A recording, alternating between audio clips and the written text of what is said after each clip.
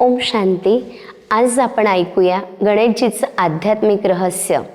आपण कोणत्याही कार्याला सुरुवात करतो त्यावेळेस आपण श्री गणेशाय नमः असं म्हणतो. म्हणजेच जसं आपण कोणतं कार्य सुरू केलं त्या ठिकाणी आपण स्वस्तिक काढतो आणि त्यासोबतच श्री गणेशाय असं लिहितो. तर श्री गणेशाय म्हणजेच ज्यांना आपण म्हणतो दुःखहर्ता सुखकर्ता, म्हणजे आपलं दुःख हरण करून आपल्याला सुख देणारी देवता आहे. त्याचसोबत आपण विघ्न विनाशक म्हणतो, म्हणजे आमच्या कोणत्याही कार्यामध्ये ते सुखरूप पार पडलं पाहिजे, कोणतेही विघ्न यायला नको, म्हणून आपण गणेशजींना आठवण करतो. आपण लहानपणी एक कहाणी ऐकली की पार्वती देवीने आपल्या हातावरचा अंगावरचा मळ काढून गणेशजीचं एक प्रतिमूर्ती केली आणि त्या मूर्तीमध्ये प्राण फुकले आणि आपल्या रक्षणासाठी, कारण पार्वती देवी स्नान करण्यासाठी गेली तर त्या ठिकाणी गणपती माझं रक्षण करेल आणि म्हणूनच गणपतीला बाहेर बसवलं. आणि ज्या वेळेला शंकरजी एवढी तपस्या करून रिटर्न आले त्यावेळेला पिता आणि पुत्र दोघांमध्ये युद्ध झालं. तर पुत्राला पिता माहीत नाही आणि पिताला पुत्र माहीत नाही. तर ज्या वेळेला त्यांचं युद्ध जास्त छेडलं गेलं, परंतु जसं म्हणतात शंकरजी इतके वर्ष तपस्या करून आले, तर तपस्या केल्यानंतर ज्या वेळेला आपण मेडिटेशन करतो, ध्यान करतो, त्यावेळेला आपले संपूर्ण ऑर्गन्स शांत असतात. तसंच जर शंकरजी तपस्या करून आले तर त्यांना क्रोध येऊन त्यांनी गर्दन का उडवली, मान का उडवली. तर ज्या वेळेला गणपतीची मान कापली गेली त्यावेळेला पार्वती देवीने अट्टहास केला की मला माझा गणेश रिटर्न हवा. तर उत्तर दिशेकडे हातीचं सोंड कापून त्या गणपतीला बसवलं गेलं. मग हाती हाच प्राणीचं इतकं मोठं सोंडाचं इतकं विशाल सिर त्याला का बसवलं गेलं, तर विशाल बुद्धीची देवता गणपतीला म्हटलं जातं. विशाल बुद्धी म्हणजे बुद्धी जी असते आपली ज्ञानाने जेव्हा भरपूर असते, भरपूर ज्ञान असल्यामुळे त्या बुद्धीला आपण विशाल बुद्धी असं म्हणतो. तर गणपती विद्यापती पण म्हटलं गेले, गणपतीला विद्याधिपती विद्यापती असं म्हटलं गेलं. म्हणजे विद्या म्हणजेच ज्ञान, ज्ञानाची देवता, विद्येची देवता. आणि त्यासोबतच आपण एक एक ऑर्गन्सविषयी आपण जाणून घेऊया. गणपतीचे डोळे छोटे दाखवले जातात. छोटे डोळे म्हणजेच एकाग्रतेचं प्रतीक आहे, दूरदृष्टीचं प्रतीक आहे. समदृष्टी, दूरदृष्टी आपली प्रत्येक व्यक्तीविषयी, म्हणजे तो गरीब असो अमीर असो, सगळ्यांप्रती आपला दृष्टिकोन. जसं म्हणतात ही दृष्टी कमजोर असली तरी चालेल, पण आपला दृष्टिकोन कमजोर नको पाहिजे. दृष्टीपेक्षा दृष्टिकोन महत्त्वाचा आहे. तर जसं पारदर्शी, समदृष्टी, समभाव आणि दूरदृष्टी म्हणजे ते छोटे डोळे एकाग्रतेचं प्रतीक आहे. ज्या वेळेला आपण मेडिटेशन करतो, आपण एकाग्र असतो किंवा आपण काही निवडतो त्यावेळेला आपले डोळे छोटे छोटे होतात. म्हणजेच आपण बारीकीने आपल्या जीवनामध्ये ज्या काही घडामोडी होतात, छोट्या छोट्या गोष्टींना आपण निरीक्षण केलं पाहिजे, आपण चेकिंग केलं पाहिजे. म्हणून छोटे डोळे हे एकाग्रतेचं प्रतीक आहे आणि दूरदृष्टीचं प्रतीक आहे की जे काही आपण कर्म करतोय दूरदृष्टी ठेवून आपण ते कर्म केले पाहिजे. त्यासोबतच मोठे मोठे कान दाखवलेत. मोठे कान म्हणजेच ज्याला आपण म्हणतो ना सुपड्यामध्ये, आधीच्या ज्या स्त्रिया होत्या त्या सुपड्यामध्ये ज्या वेळेला धान्य सफाई करायचे तर तो जो कचरा असायचा तो बाहेर फेकला जायचा आणि चांगलं धान्य आतमध्ये यायचं. तसंच आपल्या जीवनामध्ये अनेक गोष्टी असतात आणि बऱ्याचदा असं असतं की ज्या वाईट गोष्टी आहे, कुठे भांडण होत असेल तर आपण अजून जास्त कान लावून ऐकतो. परंतु गणेशजीचे मोठे कान म्हणजेच चांगल्या गोष्टी आतमध्ये घेणं आणि वाईट गोष्टी बाहेरच्या बाहेर सोडणं. तर तसंच परमेश्वर आपल्याला म्हणतात की तुम्ही चांगल्या गोष्टी आत्मसात करा आणि वाईट गोष्टी बाहेर सोडा. म्हणजे आपल्याला वाईट गोष्टी ऐकायच्या नाही आहेत, कारण कानाचा आकार हा क्वेश्चन मार्क सारखा आहे. क्वेश्चन मार्क म्हणजेच प्रश्नचिन्ह. आपल्या कानात जर काही गोष्ट गेली तर त्यावेळेला आपल्या मनामध्ये हे सतत विचार चालतात, असं का, असं का केलं असणार? तर हे क्वेश्चन मार्कचं कानाचा आकृती आहे. तर आपल्याला कोणतीही गोष्ट जी आपल्या कामाची नसेल तर ती आपल्याला ऐकायची नाही. जी महत्त्वाची गोष्ट आहे तीच आपल्या कानावर पडली पाहिजे. अर्थातच हे कान फक्त ज्ञान ऐकण्यासाठी आहेत. त्याचं प्रतीक म्हणजे मोठे कान दाखवलेत. त्याचसोबत गणेशजीला म्हटलं गेलं आहे, एकदंताय वक्रतुंडाय गौरीतनयाय धीमहि. म्हणजेच गौरीपुत्र गणेश वक्रतुंडाय एकदंत. एकदंत म्हणजेच काय? एक धर्म, एक राज्य, एक भाषा, एक बोली. या ज्या वेळेला या सृष्टीवर स्वर्ग होतं त्यावेळेला एकताच राज्य होतं आणि म्हणूनच आत्मा जी होती ती एक धर्म, एक राज्य, एक भाषा, एक बोली अशा राज्यामध्ये ज्या वेळेला होती त्यावेळेला या सृष्टीवर सुखमय राज्य होतं, शांती होती. परंतु दुसरं प्रतीक आहे एकदंत म्हणजेच एकव्रता.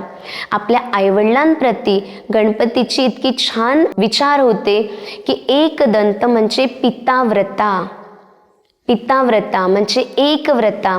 आईवडिलांचं इतकं महत्त्व दिलं की ज्या वेळेला कार्तिक आणि गणेश ह्या दोघांमध्ये शर्त लागली होती की पृथ्वीची प्रदक्षिणा करायची, तेलाचा दिवा हातात आणि पृथ्वीची प्रदक्षिणा करायची आहे.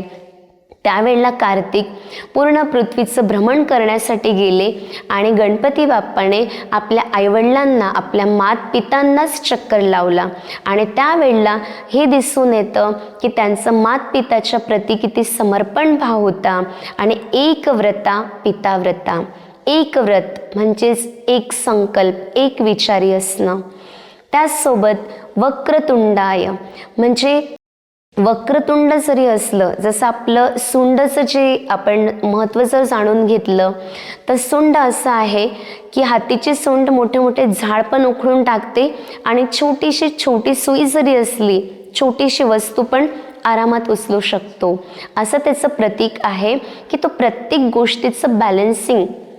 तर हे आपल्याला शिकवतं की आपल्या जीवनामध्ये प्रत्येक गोष्टींचं बॅलन्स असणं फार महत्त्वाचं आहे. मग ते आपले विचार असो, आपलं बोलणं असो, आपला व्यवहार असो, आपले कर्म असो. बऱ्याचदा असं असतं की आपण म्हणतो की मला मेडिटेशनला वेळ नाही आहे, माझ्यासोबत खूप काही कामं आहेत, खूप काही जिम्मेवारी आहे, तर आपण एक साईड होऊन जातो. परंतु कर्म आणि योग ह्या दोन गोष्टी जर आपल्या जीवनामध्ये, ह्या दोन गोष्टीचं जर का आपण बॅलन्स केलं तर ते आपले कर्म श्रेष्ठ कर्म बनतील. आणि प्रत्येक गोष्टीचं संतुलन असणं फार महत्त्वाचं असतं. तर एकदंताय वक्रतुंडाय.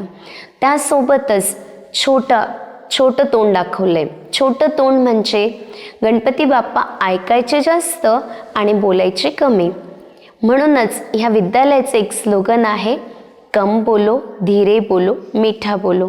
म्हणजेच आपल्याला आपली शब्दरचना कमी असली पाहिजे, गोड असली पाहिजे आणि प्रत्येक व्यक्तीच्या मनामध्ये आपल्या वाणीतून सुखदायी बोल निघायला पाहिजे.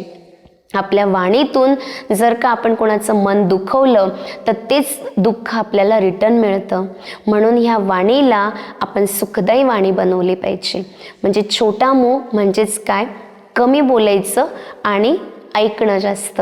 आपण उलटं करतो, आपण ऐकतो कमी आणि बोलतो जास्त. तर गणेशजीकडनं आपण हा गुण घ्यायचा की ऐकणं जास्त आणि बोलणं कमी असलं पाहिजे. त्यासोबतच गणपती बाप्पाचं पोट मोठं दाखवलंय. तर मोठं पोट कसलं प्रतीक आहे की गणपती बाप्पा प्रत्येक गोष्टी आपल्या पोटामध्ये समवून घ्यायचे. म्हणजे ते कोणाची वाईट गोष्ट असो, चांगली असो, गुण असो, अवगुण असो, कोणतीही गोष्ट असली की गणपती आपल्या पोटामध्ये सगळ्या गोष्टी समवून घ्यायचे. बऱ्याचदा असं असतं की आपसमध्ये स्त्रिया एकत्र आल्या की त्यांच्या गप्पा होतात आणि गप्पा करता करता जर का त्यांची गोष्ट दुसरीकडे माहिती पडली तर त्यावेळेला आपल्या मुखातून हेच निघतं, हिच्या पोटात कोणती गोष्ट राहतच नाही. म्हणजे आपण ऐकतो आणि लगेच सांगून टाकतो. तर आपल्या पोटामध्ये सगळ्या गोष्टी समवून घेणं म्हणजेच गणपती बाप्पाकडनं आपण ही गुण उचलला पाहिजे की पोट मोठं असणं म्हणजे आपण सगळ्यांच्या गोष्टी आपल्यामध्ये समवून घ्यायच्या असतात. त्यासोबतच गणपती बाप्पाचा एक पाय खाली आणि एक पाय वर असतो. याचा अर्थ असा आहे की आपण संसारामध्ये राहायचंय, परंतु संसाराचं आकर्षण आणि सांसारिक गोष्टी आपल्यामध्ये नको, परंतु या संसारामध्ये राहून आपली वृत्ती जी आहे उपराम वृत्ती असली पाहिजे. त्याचं प्रतीक म्हणजे एक पाय खाली जमिनीशी आणि एक पाय वर असला पाहिजे. म्हणजे आपण नाव मात्र फक्त खाली आहेत संसारामध्ये, परंतु आपली बुद्धी त्या ईश्वराकडे असली पाहिजे. संसारामध्ये राहून सुद्धा ईश्वराने ज्या संसारामध्ये आपल्याला पाठवलेलं आहे असं त्या ईश्वरासोबत आपलं जर बुद्धियोग असेल, आपण या संसारामध्ये राहूनही सत्कर्म करू शकतो. त्यासोबतच गणपतीला 4 हात दाखवले गेले आहेत. 4 हातांमध्ये 4 अलंकार दाखवले गेलेत. एका हातामध्ये मोदक आहे. तर मोदक जो आहे आतून गोड आहे, वरतून त्याला कवर असतं. तर तसंच आपल्या समोर कोणती अनेक परिस्थिती येतात, त्यावेळेला वरतून आपण आपली स्थिती स्ट्रॉंग करायची असते आणि आतून मिठासता, संबंधांमध्ये गोडवा. जसं आपण लाडू पण म्हणतो, मोतीचूरचे लाडू आणि त्यासोबत मोदक असतात. तर हे गोड म्हणजे काय? गोड बोलायचं प्रतीक आणि आपल्या संबंधांमध्ये जे कडवाहट असेल त्याला सोडून आपल्याला गोड बोलायचं आहे, त्याचं प्रतीक आहे. 21 दुर्वा वाहिल्या जातात, तर ते दुर्वा म्हणजेच 21 जन्माचं प्रतीक आहे. त्यासोबतच गणपतीच्या हातामध्ये एका हातात कुल्हाडी दाखवली आणि एका हातामध्ये दोरी दाखवली आहे. तर ही दोरी म्हणजे कसलं प्रतीक आहे? बऱ्याचदा आपल्या संबंधांमध्ये अनेक गाठी निर्माण होतात. जसं एका दोऱ्याला जर का गाठ पडली तर गाठ पडल्यानंतर त्याला सोडवणं मुश्किल होतं. तर बऱ्याचदा आपले असे संबंध असतात, त्या संबंधांमध्ये आपला कडवाहटपणा येतो किंवा गाठ बांधली जाते की याच्या पुढे मी याच्याजवळ जाणार नाही, याच्याशी मी बोलणार नाही. तर मनामध्ये आपण अशा गाठी निर्माण करतो, परंतु ती जी रस्सी आहे तर ती एक प्रकारे कर्मबंधन तोडून आपल्या ज्या डिसिप्लिन आहेत, आपली जी मर्यादा आहे तिच्यामध्ये आपल्याला स्वतःला बांधून ठेवायचं आहे आणि संबंधांचा रस ठेवून चांगले संबंध निर्माण करून त्या संबंधांनाही आपल्याला टिकून ठेवायचं आहे आणि आपल्या गोडाव्याने त्यांनाही बांधून ठेवायचं आहे. आणि कुल्हाडी म्हणजे कर्मबंधन कट करण्याचं प्रतीक आहे. जसं कुल्हाडी असते की मोठे मोठे झाडांना, फांद्यांना सगळ्यांना ती कट करू शकते, तसं आपण जन्मजन्मांतर असे काही कर्म केलेले आहेत, त्या कर्मांमध्ये अनेक कर्मबंधन जे आपले विकर्म बनले, वाईट कर्म बनले, तर त्या कर्मांचा खाता आपल्याला चुकतू करण्यासाठी, ते विकर्म कट करण्यासाठी राजयोगमध्ये अशी एक शक्ती आहे की जे आपल्या पापकर्मांना, आपल्या विकर्मांना, आपले जे काही अवगुण असतील त्यांना कट करण्याचं प्रतीक म्हणजेच कुल्हाडी आहे. बऱ्याचदा कोणी व्यक्ती जर चुकीचं बोलत असेल किंवा चुकीचे कर्म करत असेल तर त्यावेळेला म्हणतो ना आपण, याने स्वतःच्या पायावर कुल्हाडी मारली. तर आपल्याला असे विकर्म नाही करायचे, परंतु कुल्हाडी म्हणजेच कर्मबंधन काटण्याचं एक प्रतीक आहे. त्यासोबतच गणपती बाप्पा इतका मोठा असून आपण प्रेमाने किती छान म्हणतो ना बाप्पा. बाप्पा म्हणजे जो घराचा मालिक, जे आपले आजोबा असायचे त्यांनाही आधीच्या काळी आपण बाप्पा असं म्हणायचो.